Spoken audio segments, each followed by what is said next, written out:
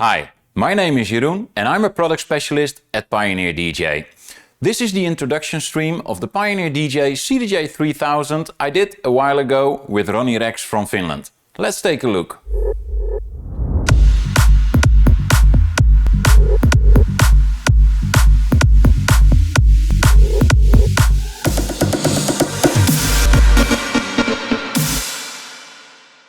DJ alias I'm a producer, a DJ, and also radio host. And I've been using Pioneer's gear for around 10 years. And now the DJ decks I started with was the CDJ thousands, and now we are in the 3000s. So it's kind of like a big moment to be here. Good to be here, Jeroen. Perfect. It is very good to see you here. After the video, Rony and I will be back, and we are going to answer all your questions. Right, Rony? Perfect. Just like that. Okay, so what do you say? Shall we play the video? Let's go, man.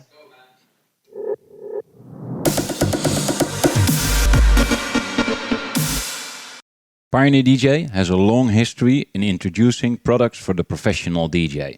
It all started in 1995 when Pioneer launched the CDJ 500 and the CDJ 500S. Both were tabletop players and they have a lot of features that you are still used to today, like the way how Q works, how the loop works. It has a pitch fader, it already had a jog wheel, and also a function called Master Tempo was introduced. Master Tempo keeps the track at a key of 0% playback, even though you change the speed. Also, when you apply a pitch bend, the key will stay the same, so that's unhearable. This function was again introduced in 1995. Then, in 2001, Pioneer DJ introduced the CDJ 1000. It has the jog wheel that you're familiar with today, the same size. It already had a waveform display, and it's not comparable to anything you know today because it was 100 pixels by 8 pixels. So it was tiny in comparison to what you have today.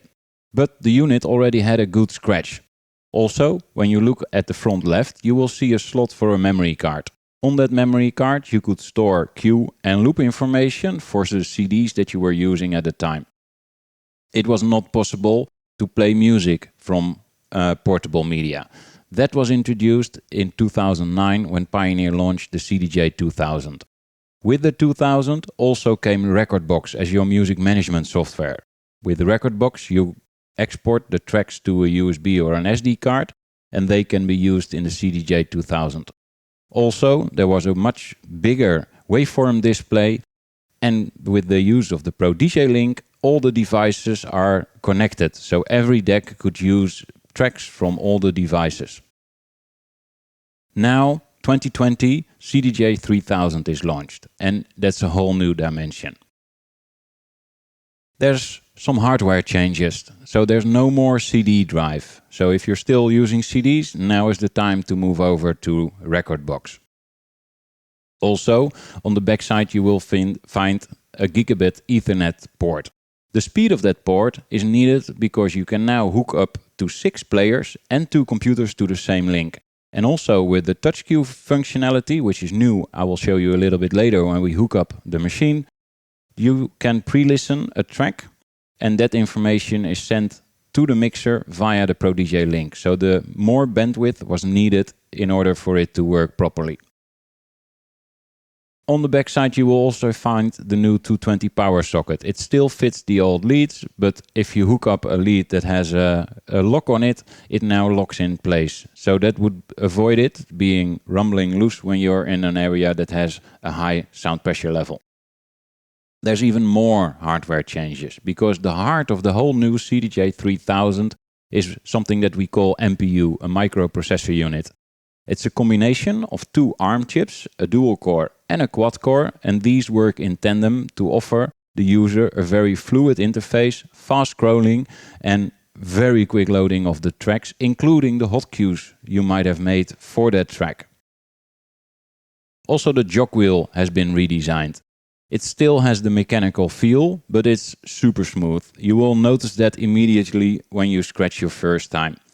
If you look at the center of the display, there used to be the traditional display, but it's been replaced by an LCD color display.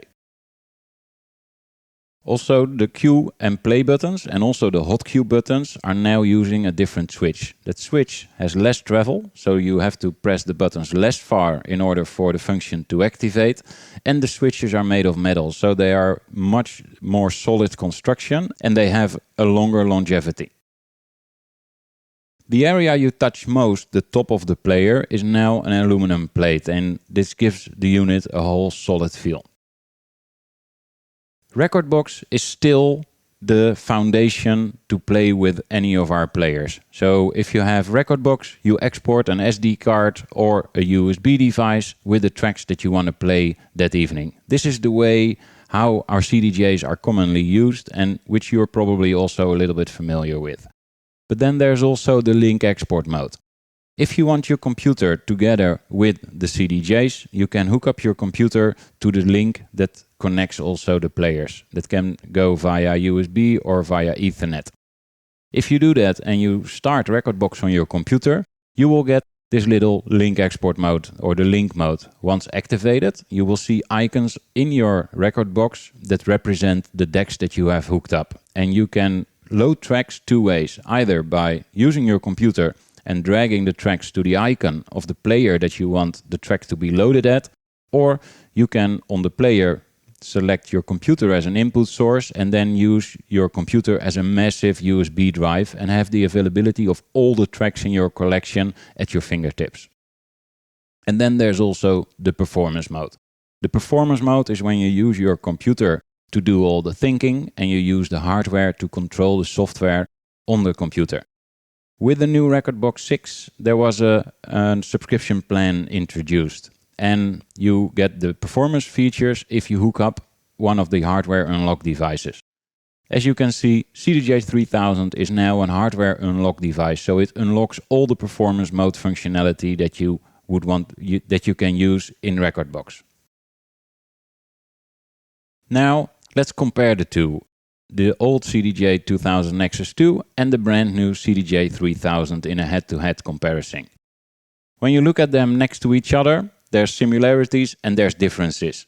Advantage of all the similarities is that even without a proper explanation, I'm sure you know to find your way around on the CDJ 3000. And if you know where all the features are for, then you can start using them. But it's not that you're lost in features if you got to a 3000 and you have not ever used that before.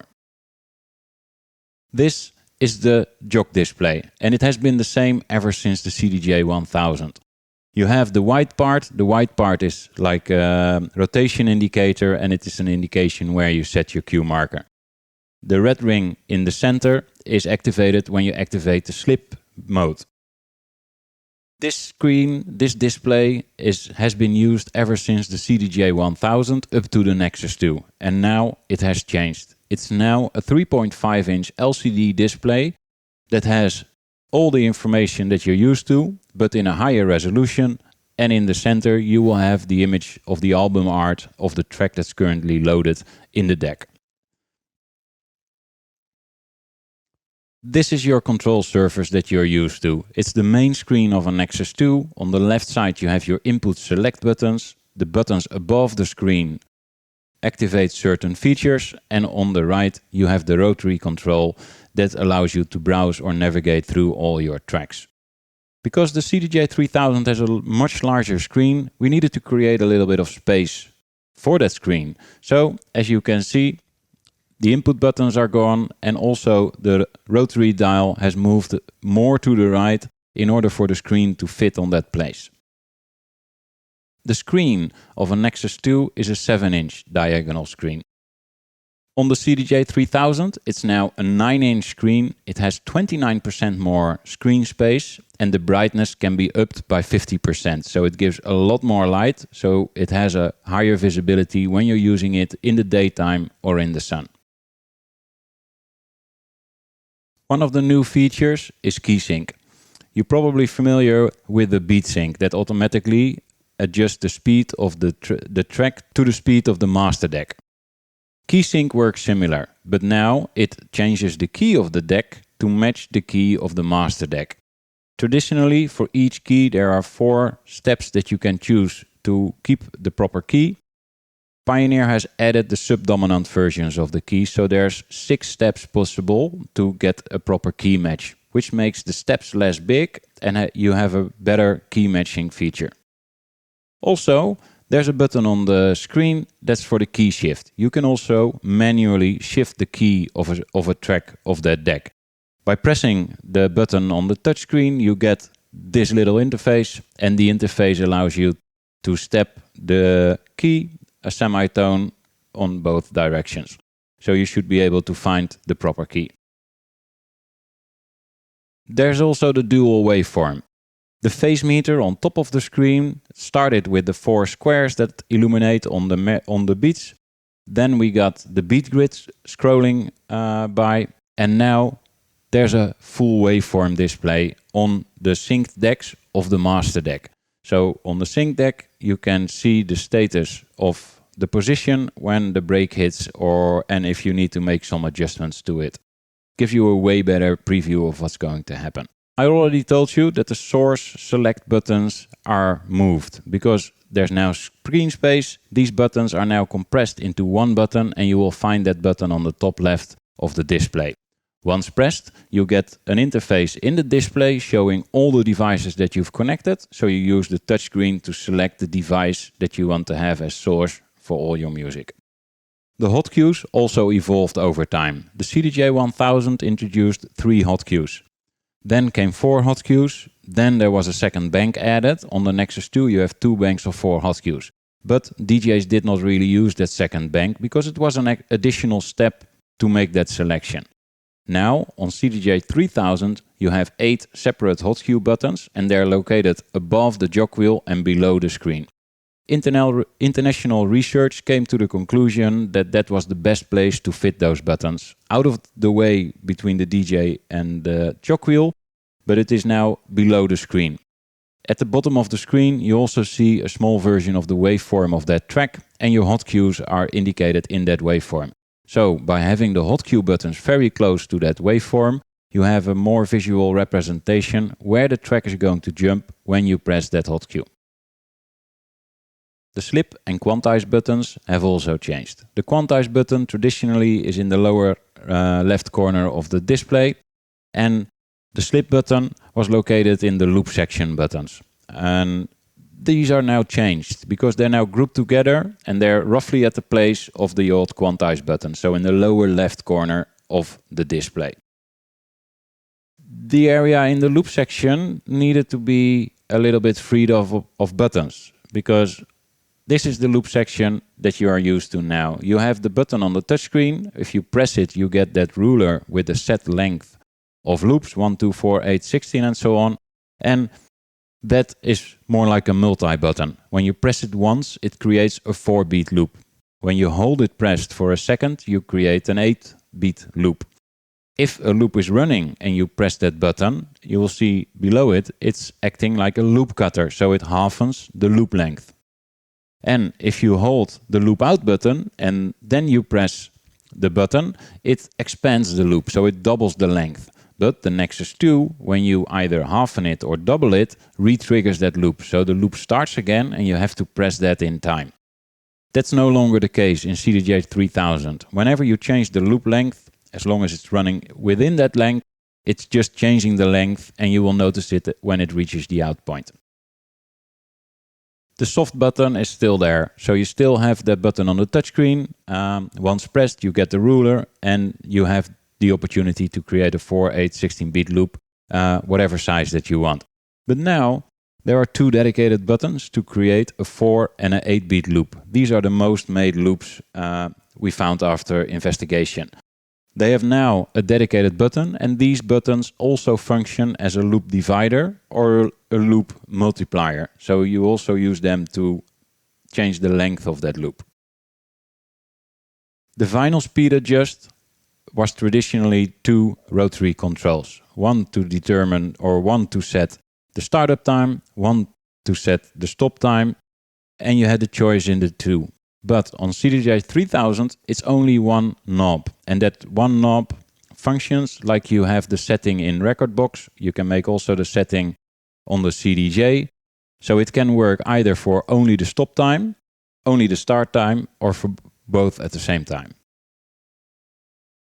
The beat jump was introduced in a firmware update on the CDJ 2000 Nexus 2, and as you can see on the touchscreen, you had two buttons. You can jump one beat backward or one beat forward.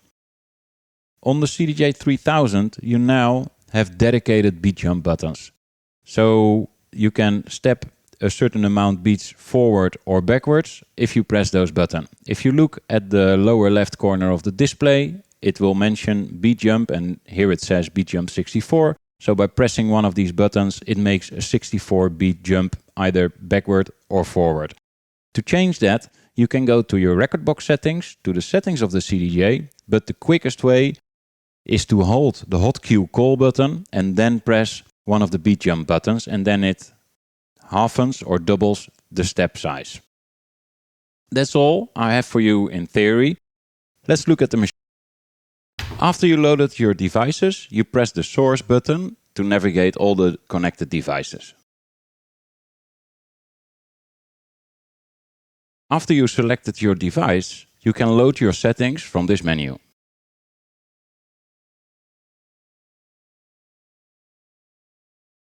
Here on the left are the menu items. You select them in Recordbox by making them an active category. So you decide yourself which items you want to show here and in which order they will be showing. Use the rotary to select or use the touchscreen. As you can see, you can use swipes or you can just use the rotary to navigate. The indicator at the top of the screen is illuminated in the color of the source of which the music is played from. You can adjust the font size of the text on the display in 3 sizes, and when you select the smallest size, you have 2 additional lines of information on the screen. If you want more info, you can press the info button, and this is a toggle, so it remains in place even while you're browsing. You can also load your tracks from here. If you don't need the previews, you can hide them by pressing the preview button and make a little bit more space on the screen. The secondary column can be set by opening the pull down, and the items that are shown here are the items that you've set up in Recordbox under the sorting categories. If you want to hide the second column, set it to track name. You can sort the overview by clicking the column headers, and the arrow indicates the order of the sorting. Playlist is an additional browser, so you can browse in your playlist with the playlist button, and your normal browse stays where it's at. So you could have 2 almost individual browsers to browse your navigation. Here in the shortcut menu, you will see a lot of the settings that you change normally along the way in your set. Some timing settings, you can change the LCD brightness. You can also save your settings to your USB, of course, and then get them back into Recordbox when the device is synchronized again. Or adjust the needle. The needle is normally in the center position, but you can also put it on the left side of the screen so you can look a little bit further ahead. When I reload this track, you will see that the hot cues are loaded almost instantly.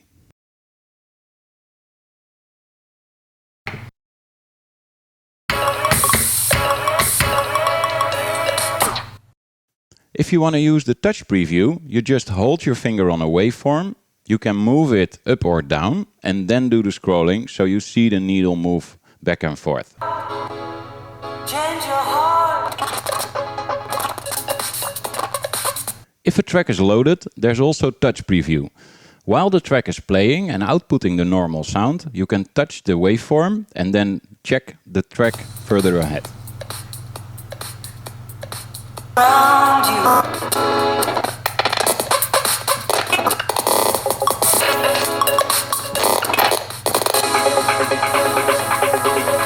The search uses an on-screen QWERTY keyboard. New is the clear button to clear everything you just typed. Before and after each track, there's a 2-second dead space added before and after each track. So when you're scratching the first beat, you don't see the track number. There are dedicated beat loop buttons to make a 4 or 8 beat loop with just one press of a button.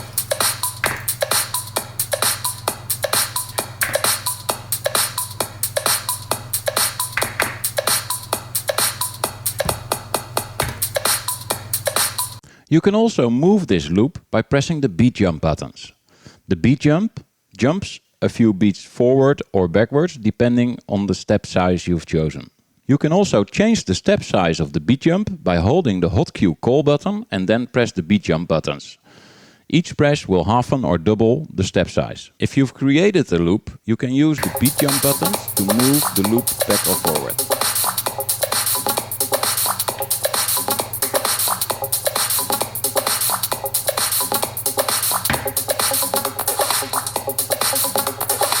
The beat loop and also the beat jump have a secondary page that has some odd values.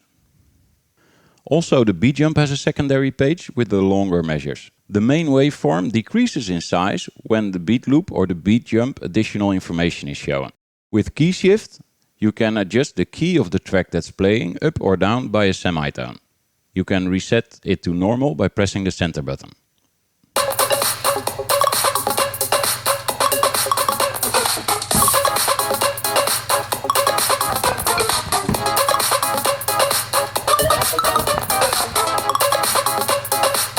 On all decks other than the master deck, the dual waveform can be shown. It will show you the master deck waveform so you can look ahead if your mix moment is in time or if you need to make some additional adjustments.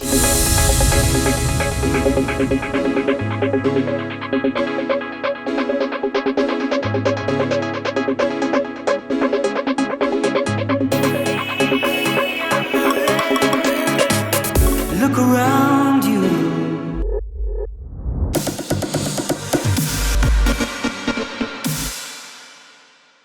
I'm back again here with Rony, of course. And I think it's going to be time for some of the questions, Rony. Yeah, sure. And you know, my personal feel about this new device is that there's a lot of new features, but also the same functionality that I'm used to, so that it's not a totally huge learning curve. If you use the CDJ before, you feel right at home with this one, and that's super important for me. So I think good job that you didn't change everything around. So it's not alien, but it's still there's a lot of things happening. So yeah, let's talk about those things, about the features. Let's start with some questions. And what you just said, I want to react a little bit about that. I think that's also a very good thing, because if Pioneer would have totally redesigned a lot of the stuff and you would not know about it and you see a CDJ on stage, you don't know what to do with it. And just like Rony says, it is a lot that you already know about, and I think that's a good thing. For sure. And we got quite a bit of questions here. Let's start with Linus, who asked that, hey, is there an update plan for the CDJ 3000 to enable white skin like there is in Recordbox since version 6? Well, I'd like that, because I use the Recordbox functionality to change the skin quite a lot, especially if I'm planning gigs in the daytime. So it's often the case that the sun is shining and with the black, it's simply the resolution is not enough, so I can't see it clearly. So that's a good point to change from Recordbox. If you're working in daytime preparing your sets to change to the white skin, then you can suddenly see everything like magic. So yeah, what do you think? Is it going to happen for the CDJ 3000 we'll be getting? It's a feature I would really love to see there. At this point, there is no set plan of certain features and that they are coming. But what I can say is that with the new MPU, it's a whole different platform. And where it was in the past like a CD player, it's now like a mini computer. So this platform allows us to add more features and add stuff a little bit later with a firmware update. So at this point in time, we don't have anything set in stone about it. but it is a possibility. And we're going to take notice of your request and give that back to the engineers, because I would also really love to see it. Because if you're in, just like you just said, Rony, if you're DJing in sunlight, it's sometimes difficult to see on your computer screen or on the CDJ. So this could be of a good help. Let's see what the future is going to bring us. Yeah, regarding that, I must say though that the resolution, the brightness of the new screens in the 3000s are much better. So I think what's the percentage? It's so much brighter. It's like maybe 50%. It's about 30%. But the thing was, you see me in the video crank up the LCD brightness, but I actually over crank it, because then I saw it was a little bit fuzzy in my camera. So my camera was not even capable of handling all that light. Okay. So I need to put it in 1 or 2. Sure. But yeah, there's a lot more light. And I think that the new screen is also very good visible in daytime, or at least for all the testing that I did. Well, there's not been too much testing yet as of the situation with the clubs and parties around the world, but I hope I'll get to test it in real action soon. We have a lot of questions, and I think one key point for me about the new 3000X was the ability to use key sync, so that you can change the key of the track and also do it manually or automatically with the sync button. So for me personally, I've been utilizing mixing harmonically a lot, and I don't want to brag, but usually I do it by ear. But I also use the Camelot system to see easily where to jump. And now that you have the new option to do it automatically and also change semitones manually, I think that's super good, because that also allows us to do like tricks. So what I already tried to do is to do a short loop, and then when it comes to the end, pitch it up a little bit, a few semitones up, and you can get small jumps. You know, if you want to do build-ups and stuff, it's really good for that. So that feature was a killer for me too. That's a nice one, and I saw questions coming in. I want to show something on the CDJ that I have here in relation with the key sync. Rony, again, I'm going to switch to the overhead. Your voice will be muted. Sorry about that. So here you got. Let me see. Yeah, here you got the CDJ. Let me load up a track in the other deck. Any track will do. Because you will see in the lower right corner, this is the key of the current track. And you've got a button over here, that's the key sync button, which you can activate or deactivate. If you activate it, it should be matching the key. If another track is running, because you saw me pressing the button and then it says not available. Why? Because this is the master deck and you need to have a different deck as the master. So watch the key here, it's 5A, and when I press the key sync, you will notice it jumps to 10A. And it gives the indication of key sync that the key sync is there. The other thing Rony just mentioned was about the manual key shift. You got a menu over here and you can adjust the key manually. But if you look closely and you will, this is not a matching key, what I wanted to show. Give me another track. Key sync activated, go to the key, I need to go. If you see the manual key shift and you'll see one of the buttons illuminated green, that's also a matching key to the master track. So you can either use the key shift once key sync is available to light up the green ones that gives you the proper key. So that's what I wanted to show. Let's get back to us in the video again, Rony. Hey, it's good to be back. We had a lot of questions and so much to talk about these things. We can start because this interests me a lot also. So is the USB connection 2.0, 3 or 3.1? Which one is it? There's a little bit more to that. The USB on the back side is USB 3.0. The USB on the top is USB 2.0. And we've been experimenting with a 3.0 USB on top, but it was very hard getting it compatible with all the major USBs that were available. And at the end, a CDJ is not a computer. On a computer, you're massively changing a lot of data back and forth. A CDJ only needs to load a track, and one track of about 15 megabyte. USB 2.0 speed is about 45 megabits, so that's about 1 or 2 megabytes per second. So it's only a few seconds to load all the audio for a complete track. So at the top, USB 3 is not needed. On the back, it's present, because now in the new situation, you can hook up way more devices. So that's in relation to the USB ports. Yeah. So I'm very interested in the fact that what the new MPUs can do, because there's a lot of more processing power, which you can also see when you load tracks.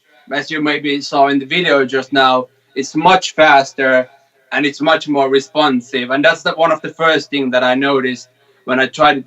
It was so much more quicker to get into the tracks, and also the hotkeys load instantly. So it has a lot of processing power. Now the question is, what are you guys going to do with it? What kind of updates can we expect? It's Jussi asked this question also, I see. So yes, there is. It's again about roughly like the first question. There's a lot possible, and what we will get on a CDJ, only the future can tell. But for now, it's good to know that it's an expandable system. Good. We have a lot of more questions also. Can you buy the white CDJ 3000 for somewhere? Peter asks.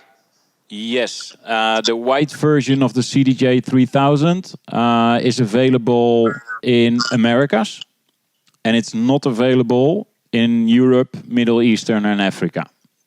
All right. So it is an official model. It is available from launch, but it's only available in the United States. Yeah, I think that the white ones are quite sexy, and I would like a pair of them myself too. So maybe we'll get to at some point. You need to go on holiday to the US then, Rony. Yeah, at least at some point. But yeah, so Christian asks about tractor compatibility. Hope it takes shorter time than with CDJ 2000 Nexus 2. But I suppose he means that the tractor compatibility will come faster than when it came to Nexus 2. Do you know anything about that? Where are we going with this? From launch, CDJ 3000 is compatible with Rekordbox and Serato HID mode. Right. And we would like to have that as well with Tractor. And as you can understand, the CDJ is a device that outputs a MIDI signal. So it could already be implemented, but it also needs an update on Tractor side. At this point in time, I can only say it's under investigation.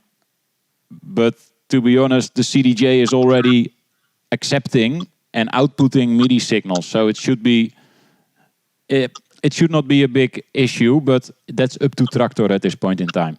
Yeah. Is the key feature available without using Rekordbox? The key sync feature needs the key of the track to be analyzed properly, because otherwise it doesn't know where to sync to. So yes, Rekordbox is mandatory. To be fully honest, I have not tried it with unanalyzed track, but I would assume that at least the key tag needs to have the proper value. Yeah, that would make sense. I think we should talk a bit more about the playlist functions and the browser functions, because that is one of the big things. The screen is much bigger now, so you can have more data on it.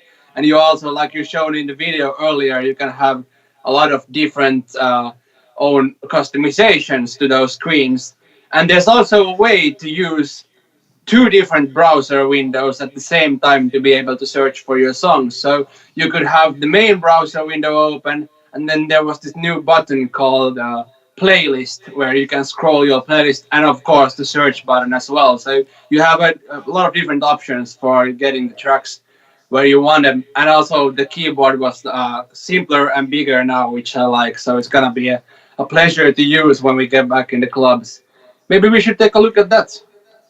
Yeah, let me get back. And guys, next time in the stream, you can also hear Rony when I move to my overhead camera. Perfect. Here we are on the CDJ. When you go browsing, you just use the browse button like normal. And these are the categories that you can adjust within Rekordbox. And what I do a lot of the time is that I browse by track. So I have a list of all my tracks. And then with this column, you can set a different secondary column. But the practical side is, most of the time when I'm playing, I'm using a playlist. But I'm not using the normal browse menu to go to a playlist. I use the new dedicated playlist button to move there. So now I'm in my playlist and I can just play all the tracks and load all the tracks from my playlist. And if I have a suggestion that I'm thinking, oh, I need that track that's not in the playlist, I can just browse. I can just look for that track. I could also just search for the track any way I want. And by the way, here's the clear button. That's the new one. Really love it. Then you have your track and you can load it. But the browse is in the track list and playlist stays in the same playlist. So it's exactly what Rony said. And I'll be moving back again. Think we're back again. Yes, we're back again. So yeah, that's the two browsers, and that is very convenient when you're working with playlists and sometimes want to have this request track people are asking for, and you can just browse there and not leave your playlist browsing. Super good. Antti asked a question that is it necessary to use Rekordbox with 3000s? It's not really necessary, but you miss out on so much features if you don't. Because on the CDJ, if you drop all your files in a folder, you can browse that folder and just load the tracks from that folder. You will not see a waveform. There's no beat grid, and all functions related to the beat grid do not work. So there's no quantize, there's no sync, and all that stuff. So yes, you can, but you're missing out. Yeah, then it's kind of like back to the basics just. And that's super basics indeed. I've had situations where it's just like there's this one track that I had put on some stick somewhere and it's not been to Rekordbox, but I still want to play it. You know, there's this like some new demo or something, and then I want to play it. So I totally feel you, Antti. There is the situations where you want to play it, but yeah, so you can obviously play tracks from any source, but still. I recommend to analyze them via Rekordbox as well because it gives you a lot of more power. Yes, definitely true. So Nico asks us that will there be a new DJ mixer for CDJ 3000? What does that mean? We just launched a brand new V10, which is more like a techno-based mixer. Yeah. Well, it's not techno-based, but a lot of people within the techno scene love the features that are there. But that's not like our fully recommended mixer, because we understand that for some people, having all those buttons and all those knobs is a little bit intimidating. The DJM 900 Nexus 2 will be the preferred mixer in between two CDJ 3000s at this point in time. And I don't see something coming really fast. Okay. And I must say that I agree that the DJM V10 mixer smells a little bit like techno. It has the smell to it. But it's a great mixer though. I've been playing around with it for the past 5 months or so. And I got a really acquaintance with it. So now I'm really like, I don't even want to go back to any other mixers yet. But it's a thing that I think it's going to take a little bit of time. And not all clubs are going to get it anyways. But yeah, back to the subject on point. Jussi asks us that what is the maximum USB stick size? Or are there any limits? What kind of stick do you use? I have 64 gigabit SanDisk sticks, which, well, you know, I don't know if you've been through this, but at least for me, I've been through like, I don't know, maybe 50 USB sticks during the past 10 years. So they come and they go. But if I remember correctly, I have a Yeah. SanDisk 64 gigabyte. It's like this basic, but it works, you know. And they get lost so often that I really don't want to spend, because once I had these like turbo ultra something sticks which had everything in them, you know, the cream of the crop, but they were lost too. So I decided to go with the basic options from here now Yeah, on.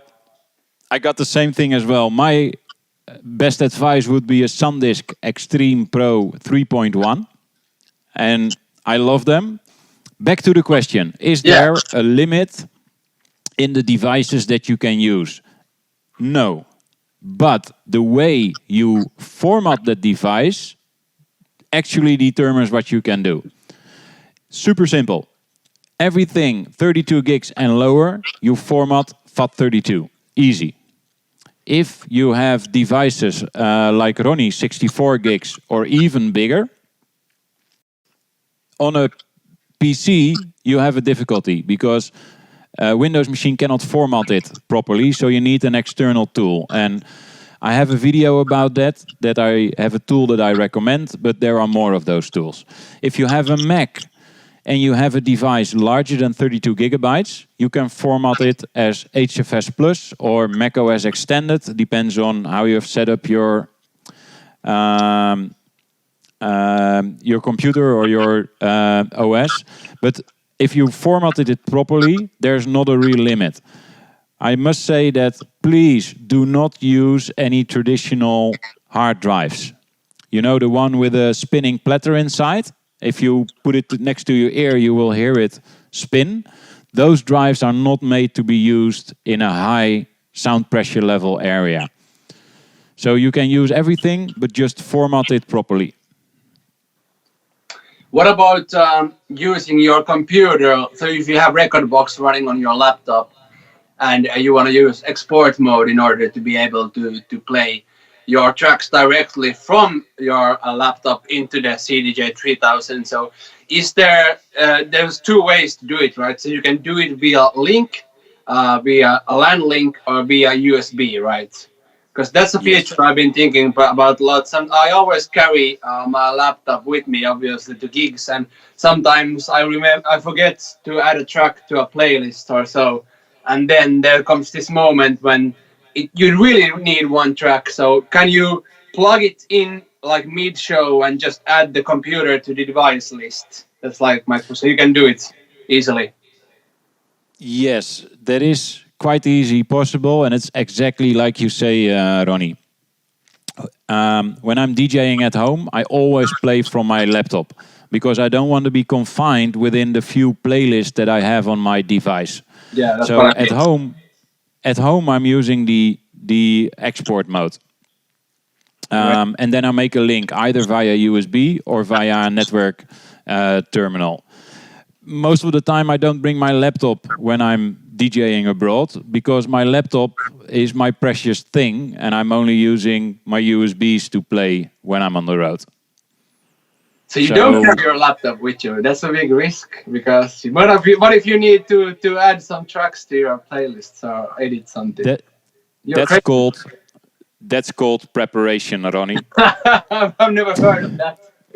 And it's just I have like a gig this Friday, and Yeah. actually I'm only bringing like 3 playlists with techno tracks, and I will just wing it. I'll just do whatever, and yeah, sometimes you miss a track. Hey, come on, there's so many other good tracks on that USB. I'm gonna play you another banger. Yeah. I feel you, dude. Hey, Oscar asked us, hi there, hello from Portugal. How does the CDJ 3000 work when some tracks have any problems and may stop running? Like a help feature that like there were in previous models. Oh. We need some. What do you think Oscar means? Oscar, can you elaborate? I don't know. Hey, but Oscar, it's good to have you here. But I did a stream this morning to Portugal. You did a stream to Portugal. Okay. Good. Yeah. Hey, like a help feature in previous models. I'm not aware of a help feature in previous models. Juha-Matti asked that he's probably meaning emergency loops, etc. So what happens when there's like this crisis? That's The emergency. Oh, sorry. Yeah, the emergency loop is still the same as it is on the Nexus 2. It's good to see you here, Oscar. Don't feel bad. You're welcome here, just like in the stream this morning. But the emergency loop for now works exactly like on the Nexus 2, meaning that if there's if the CDJ cannot find the source of the track, it's going to give you an emergency loop. Because the only other thing that could happen is that it turns silent. Well, I would prefer a 4-beat loop on repeat over silence every day. Talking about loops, I saw that in the new CDJ 3000 firmware there was an option to use different kind of loop modes than just the normal 1, 2, 3. So there was different rhythms in there, and I think that that's great because that opens the possibilities to do some really creative changes and switches. So if you can use mathematics with those. Yeah, well, they call it polyrhythmical loops, right? That's the word, polyrhythmical loops, indeed. And you know what it means? Just a loop with a non-4-beat length. Yes. So it's like a 5-beat loop or a 3-beat loop. Yes, that gives your creativity a kick, but it's very hard on the mind. But where it is fun for is if you run acapellas. Oh yeah. Because acapellas, if you take one of the polyrhythmical loops, you have an odd length, so it's not repeating at the same beat every time. Indeed. And I've already, I've seen people going crazy with those kind of things, especially with acapellas. To be able to loop from an acapella to go to drum and bass from house, and to do these crazy genre switches, because you can get from 130 BPM to 174.9, I think, by putting a 3 or 4 loop on and then getting it right. So there's a lot of options to do really creative tricks with it. Maybe we can take a little try on those soon. You want to see that? I'd love to see that. Okay, well, here we go with rhythmical loops then. I'm just going to grab a track. And of course, guys, I have issues with the sound because I have not hooked up the sound to my computer. Ronnie knows how many devices are already hooked up. One more sound card. But here you got a track. And if you press this loop button over here, or if you create a loop, you will see this 1, 2 on the right side.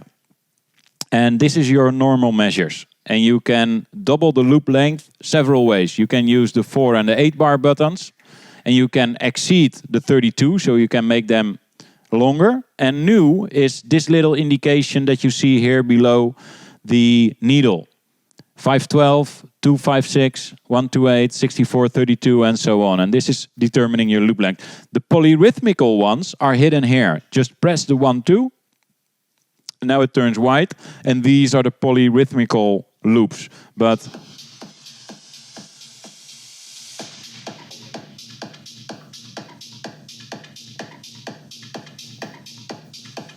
that's like a 3-1.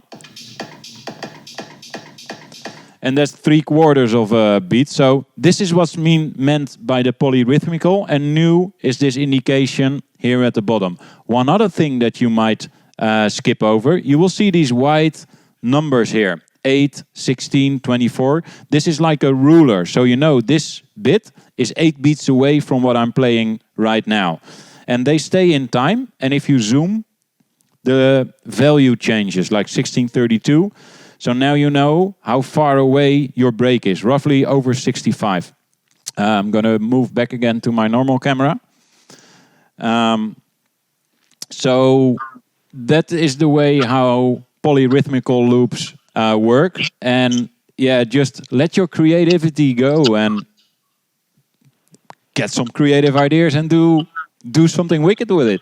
So Linus asks a question about the preview thing, and I must say that the new touch preview thing was one of my favorite features, absolutely, because you don't have to load a track and then scroll to the place which you want to preview. You can just scroll through the main browser or playlist view and get exactly the point you want to.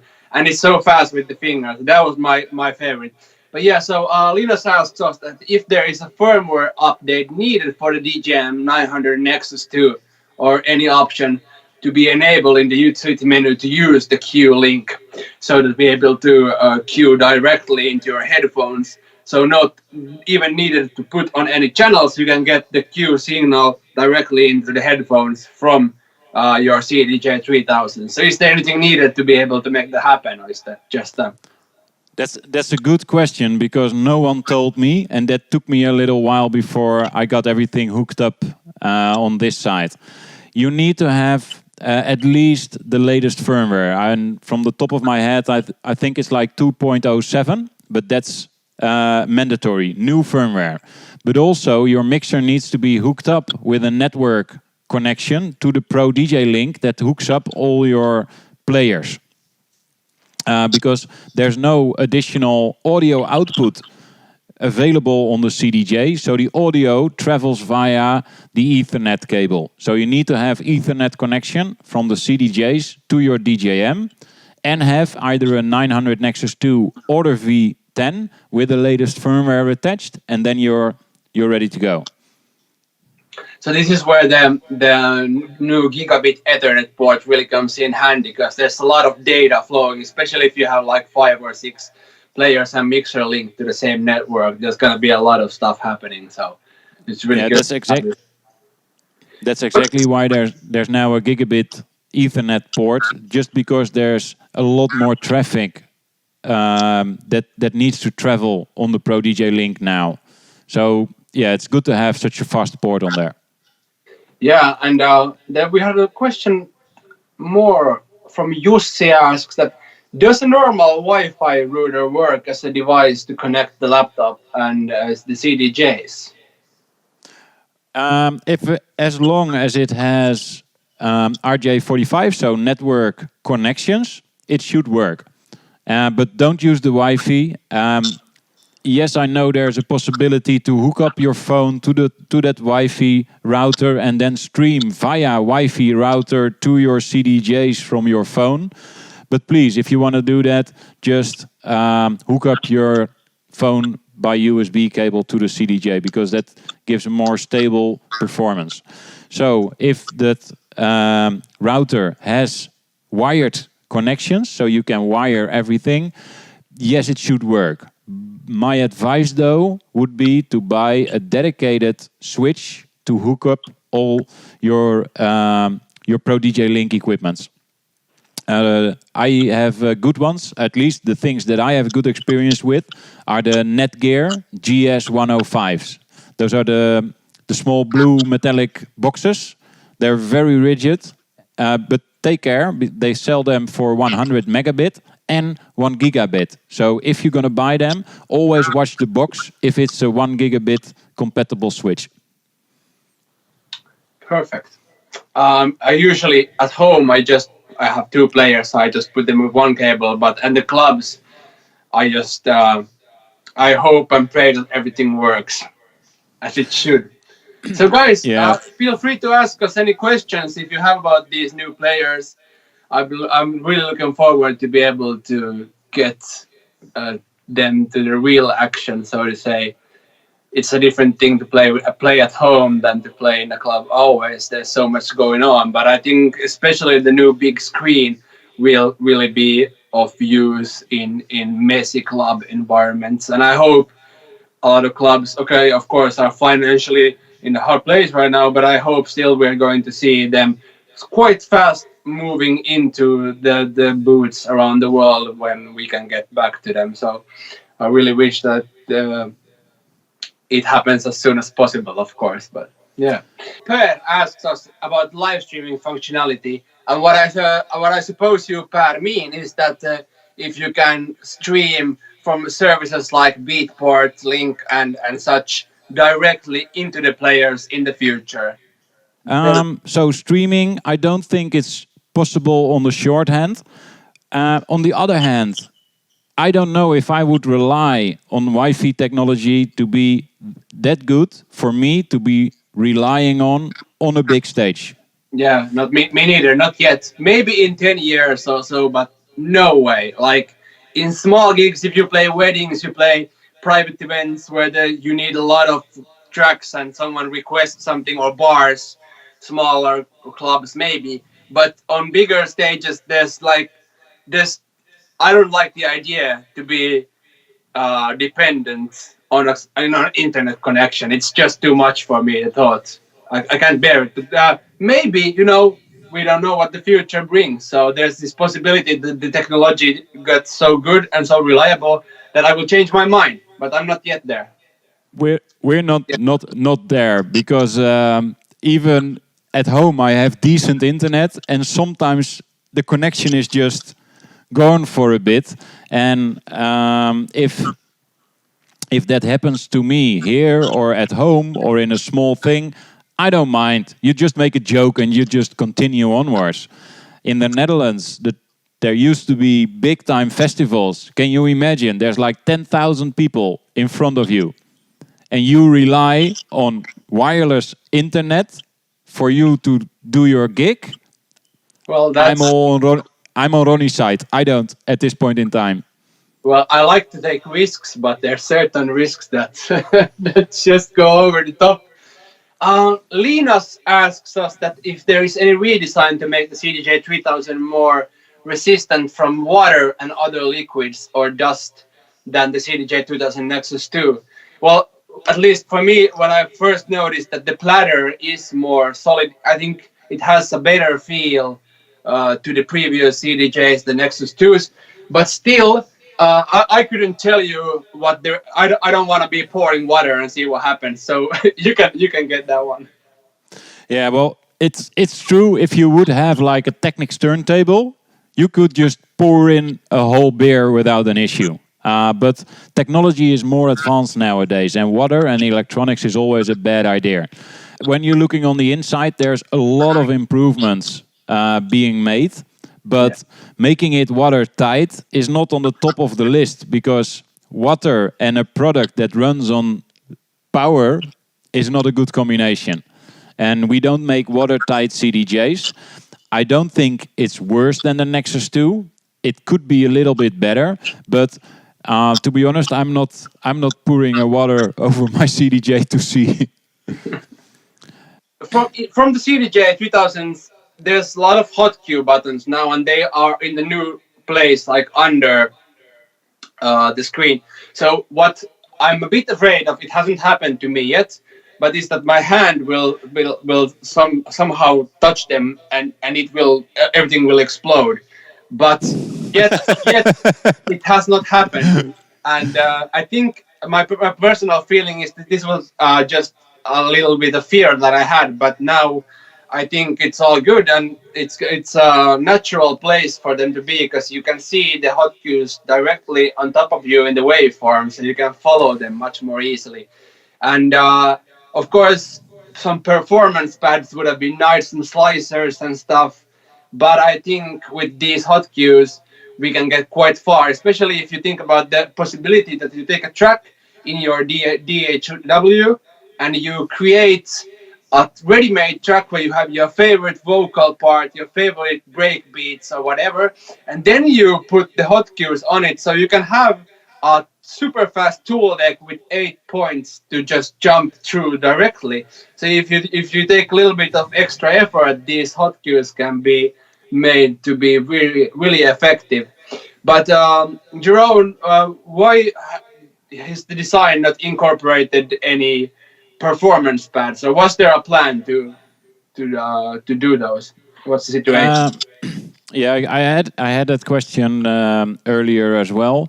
On the CDJ, you only have hotkey buttons, but most of the features that you would normally use one of the performance pads for is are available on a different way. Oh. You have the hot cues over here, and if you would have like the performance pads, there's no place, but performance pad do a few things. You have auto beat loop, which is what's happening. You have auto beat loop, which is available on screen. Then you also have, when a track is running and you're having activated slip mode, you have dedicated slip buttons, like the roll buttons that you see at the bottom. You can also use your hotkeys. So a lot of the things is already available on the CDJ 3000. It's just not named like any of the performance pads. And also what Rony just said is that if you're looking at the hot cues, I make hot cues nowadays. When I make them and I make a hot cue, I used one of the hot cues below it. Normally I would start from A, B, C, but now I make hot cues on the location that resembles a little bit the situation where that hot cue is in time in the full waveform. So just gonna get back. So there's no dedicated performance pads, but a lot of the features are possible on the CDJ already. Cool. Now, I think in these new versions of the CDJ, the record box software is also a lot more integrated, and it plays a bigger role in many ways. So, because what I personally like myself, that you're able to customize your menus to a much higher degree. So you can have like the search options that suits your playing style in the menu. So you can edit a lot of these things in the record box software to be able to choose and to personalize the decks to your tastes. That's one thing that I really like. So thank you for that, because that saves me a lot of trouble to always have to manually do the BPM sort, for example, in the menu and stuff like this. It's small things, but they make a huge difference when you're performing. Yeah, that's true. Sometimes it are the small improvements that make the biggest difference. Rony, let's close off the stream. I had so much fun today. Thank you, man. Can we do a high five? Can we do a virtual? Hey. Yay! Okay, guys. We're going to say goodbye. I had a lot of fun, particularly with this stream, also having Rony on board. I want to thank Rony Rex for being here with me. Really like it. I also want to thank Digisound for setting up this stream. Thank you guys for being here. And we're going to close the stream in a bit and see you all next time. Thank you also for my part. See you around next time.